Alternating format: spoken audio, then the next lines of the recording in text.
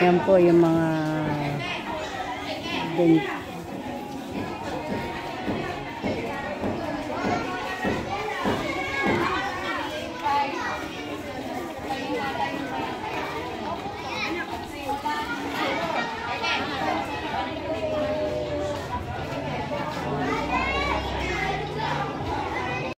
yung mga dental, matukan po ng mga ngipin ng mga bata po.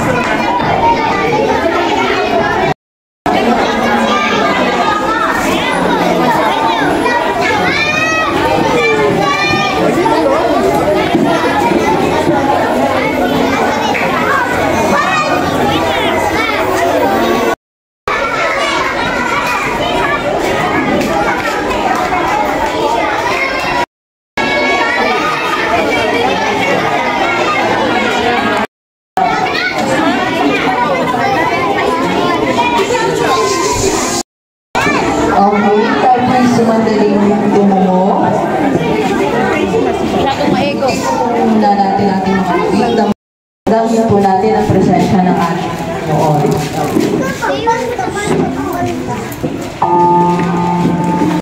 Ito ay maging daan. Malang umaga sa ating lahat, sa mga mag-aaral na naririto ngayon, sa mga magulang, sa mga kapwa ko guro, mga kaibigan, at higit sa lahat sa ating pong mga panauhin na nagmula pa sa Maynila. Palakpakan natin ang Panginoon sa isang pagkakaloob sa atin ng napakagandang umagang ito. Sa araw po ito ay ang aming taus-pusong pasasalamat sa inyong pong muling pagdalaw dito sa ating paaralan. Nagpapasalamat po kami sa 100% suporta sa pagkakaloob po ninyo ng serbisyong dental sa lahat ng mag-aaral ng Abyawin.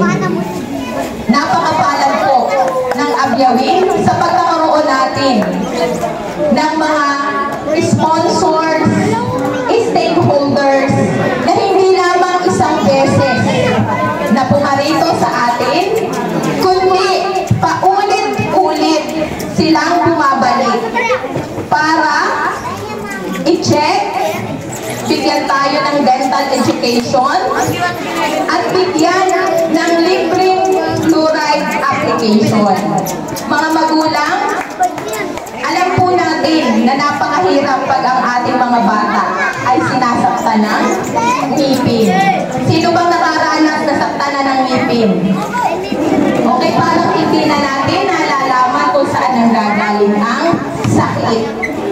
At napansin ko sa mga nakaraang buwan na patuloy sina doktora na pumupunta dito, ay kakaunti ang mga bata na nagsasabi na a-absent dahil masakit ang ngipin. So, salamat po sa inyong suporta. Dahil talaga pong kitang-kita yung atin pong epekto o yung pong impact ng inyong pong dental mission. Alam niyo po mga magulang, pag tayo ay magpapadentist, magpapalagay ng fluoride, ito po ay magkano? Napakamahal po. 1,000 po atang mahigit. At nung bata rin ako ay alam kong naranasan ko kung gaano kahirap ang sakta ng ngipin. Kaya ako rin po ay natutuwa na talagang yung aking anak na naririto na talagang akin din po laging pinapa-check sa dentista ay pero ko po nagkakaroon ng libre na fluoride at na-check po ang kanyang ngipin. Naalala ko po yung sabi ni Dr. Erwin na gusto po talaga nila, layunin nila na maging zero cavity ang mga mag-aaral Apyawin. Kaya nagpapasalamat po kami sa Panginoon sa pagbibigay sa amin ng Doktora Alice at sa kanya pong anak na si Dr. Erwin, sa po ng kanyang mga kasamahan sa Philippine Academy of General Dentistry at sa National Association of Dental Traders. Alam po ninyo, hindi po namin ito sa katuparan kung aasa lamang po kami sa Department of Education. Iisa po ang ating district dentist na kititingin sa 24,000 na kabataan ng Infanta District. Kaya po ngayon ay second quarter na, hindi pa po nakakadalaw dito yung pong ating dentist. So salamat po. At siya rin po ay personal kong nakakausap. Sinasabi ko po sa kanya, Doktora, kami po ay sa Apyawin ay mayroon na naman pong magde-dental mission. At ipinaaabot po niya ang kanyang pasasalamat sa inyo po. Dahil sa niya, ma'am, magandang ito po ay tulong sa ating pong district. Kaya po tuwang-tuwa din siya. At pagdadalaw po siya dito sa Apyawin, nakikita po niya na sabi, ang mga bata ay magaganda na nga po ang mga ngipin. Kaya muli po, ang aming pong pasasalamat sa inyong lahat, sa inyong pong walang sawang pagbalik-balik dito sa paaralan. Kaya po yung aming po kahit holiday po na si Doktora pa ang nagsasabi na, ma'am, ano kaya? Pumunta kaya yung mga bata kahit holiday? Sabi ko, okay nga po, dahil lahat po naman yung mga bata natin ay taga rito lamang. At sila po ay pag sinabihan na pumunta, dahil nga po kasama po ang kanilang mga magulang, ay talaga pong buong puso po namin ka pinasasalamatan. Hindi, walang ating bigyan ng masigamang palakpakan. Dr. J-Tech. Salamat po sa lahat ang mga pupuntahan pa ngayong araw na ito. On behalf of the Philippine Academy of General Dentistry, kami po ay taus-pusong naglilingkod sa Apyawin Elementary School na sana magpatuloy pa ito at magkaroon kami ng magandang ugnayan sa inyong sa elementary school, sa inyong mga guro na mabigyan pa namin kayo ng magandang servisyo. Maraming salamat at God bless mo.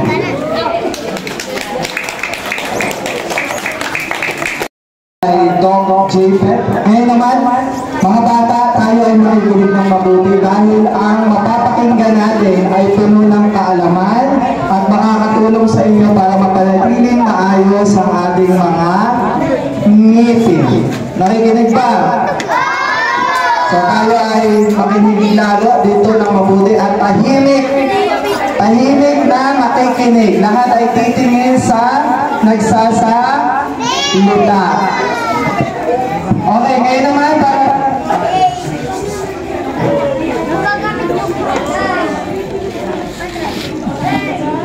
at bago yan ay inaalayan po natin ang sponsor po ng ating dental mission outreach program, representative from NADT, from National Association of Dental Traders. Ay sa ating pong bigyan ng masaya po palakpakan.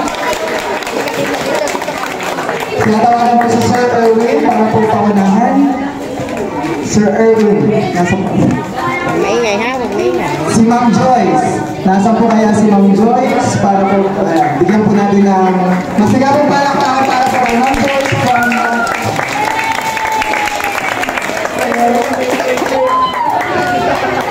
Isang magandang umaga po sa inyo lahat. Energy check? Galing! May energy talaga sila. Huwag po pa din. So, maraming salamat po. Kami sa natin, kasama po ang ating mga dentista ng AGT.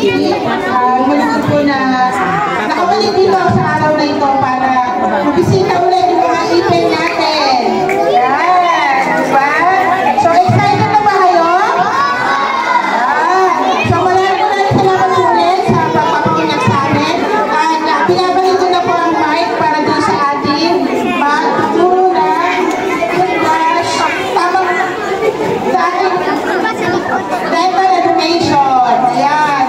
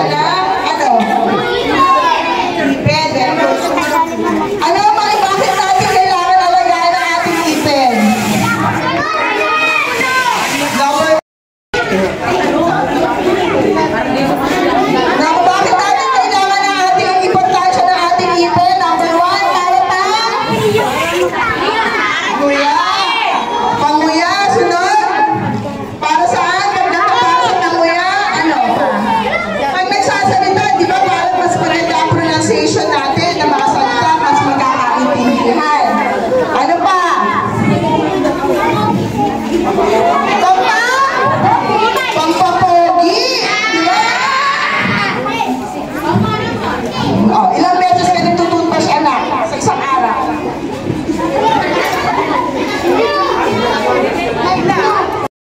Paano ka nagtutbrush, anak? Pagkakahawak mo ng sipilyo, diretso mo sa loob o sa labas muna? Sa labas. Okay. Una natin, ihahagod yung ating sipilyo sa labas. Hanggang likod lang ba? Hanggang likod ba? Harap lang. Hanggang likod. So, titignan nyo muna si Doc Michelle kung paano niya sinisipilyohan nyo. Pinatin na nakikita pag umilipit sa harap, sa likod, up and down, at pag-ikot-ikot. Okay? Pagkatapos sa likod, sa harap, ano ang susunod? Sa likod. Anong parte ng ngipin natin sa likod? Di natin ang isa nakakalimutan natin ang sipilyohan dito sa likod na harap ng ngipin natin, ganun din sa ibaba. Tapos na ba? Hindi pa. Ano ba ang kailangan natin sipilyohan? Hila! Hila! At pagkatapos natin magsipilyo ng ngipin natin, nilisig yung dila, ano ang susunod? Ano ang gagamitin pang-linis sa mga pagitan ng ating ngipin? Ano? Dental? Dental floss. Lahat ba kayo nag-dental floss? Isalin natin yun, mga nanay. String. No? Isalin natin yun ang paggamit ng dental floss sa paglilinis ng ating ngipin. Pagkatapos magsipilyo, ano pa ang mga bagay natin na kailangan gawin para mahalagahan natin ang ating ngipin?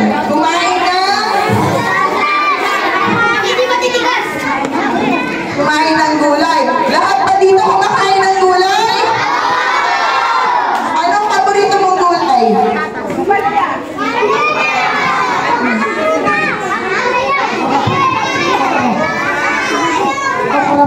Okra. Galing. Maliban sa gulay, ano po ang kailangan natin kainin?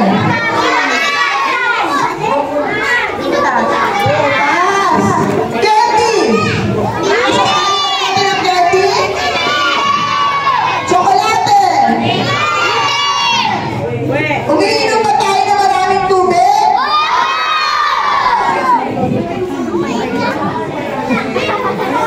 Ano pa ang kailangan? Kumain yung dapat meron, di ba? Tinuro sa atin yung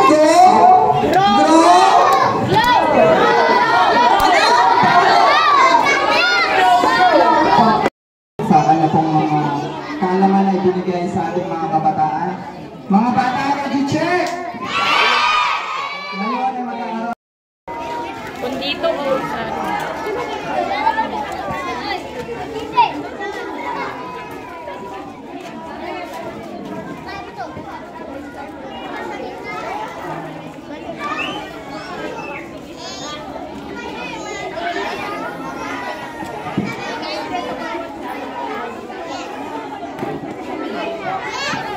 Ayan, para po sa ating mga guro ay kung ating mga bata ay papapupultahin na po sa mga kanya-kanya classroom.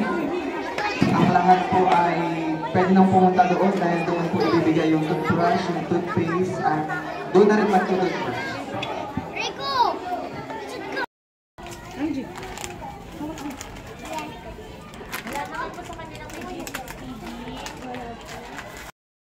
Nabago kin. Char? Yan po. Kakain ka na. Ano kakain? Ano yung gusto yung pandesal? Ako yung laki mo. Ha? Wala mo. Sandal pa na lang dito para yung Ito nang gagawin ni doctor. For example, this is your tooth. Ouchie ba? Ouchie? Yes or no? No. Oh, no. So, I will clean yung teeth mo. Sige, let me see. Clean natin yung teeth. Okay. Okay na.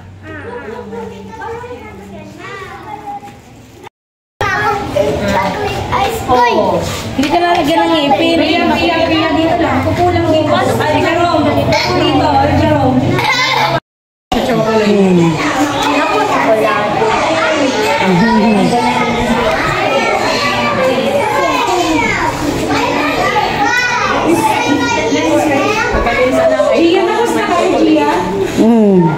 Bawal ko yung chocolate.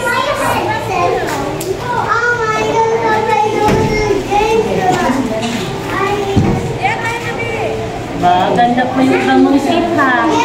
Okay lang ate. Sandal yung ulo sa likod. Sandal. Yan. Open.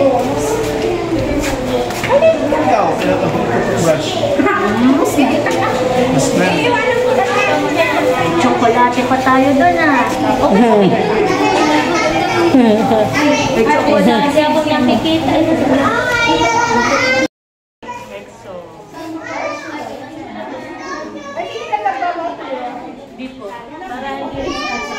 Kaya naman po.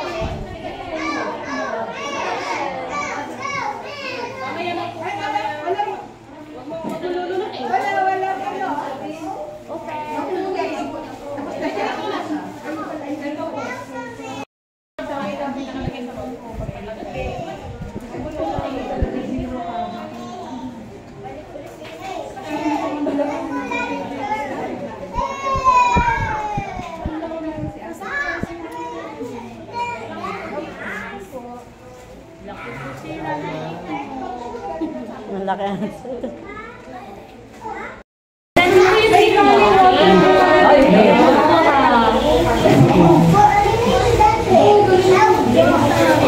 Tingnan ko dito po.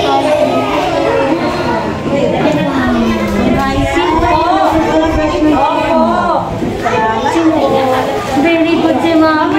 Si Lola po. Sa taas. Ay, Lola po. Galing ni Lola. Yun lang sa taas. Nabubungin na nga po. Nabubungin na. Ganun po ikaw, ganun. Ganun. Yan, very good. Naman ang malaki anak. Malaki naman na. Okay na? Bumubog. Bumubog. Sige. Bumubog ka. Ulit na po. Isang minute na yan. Basta. Tapos na. Yun lang, ma'am. Very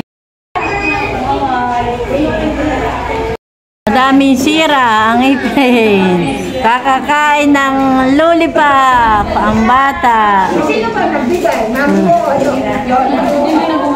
yun ang may kasalanan. Naayaya ng mga pinsan eh.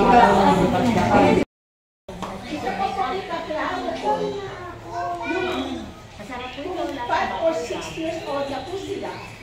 Pati ito na po molar. Lagi po titignan. Sila may molar ay natutubusan po. Permanent po yun. Wala na po yung kapalit. Pag nasira. Yung po usual yung nabubulo. Kasi napapagkama lang yung temporary. So, yung dapat, abdikin natin yung ating pagtutubrush. Yung last po, ang lain po, 5 or 6 po, lumalabas po yung sabay sa baba. Yung mauna po yung baba. Doktor, ganyan yung dapat na nilalagay sa meat. Okay po, very good. So, very proud po siya. Very proud din kami. Kami kasi ang hirap maggawa doon. Kasi, mas masaya po kami na walang sira ang mga ninyo. Usually, lahat po ang magpa-dentista. Pag-apply ka lang po ng fluoride.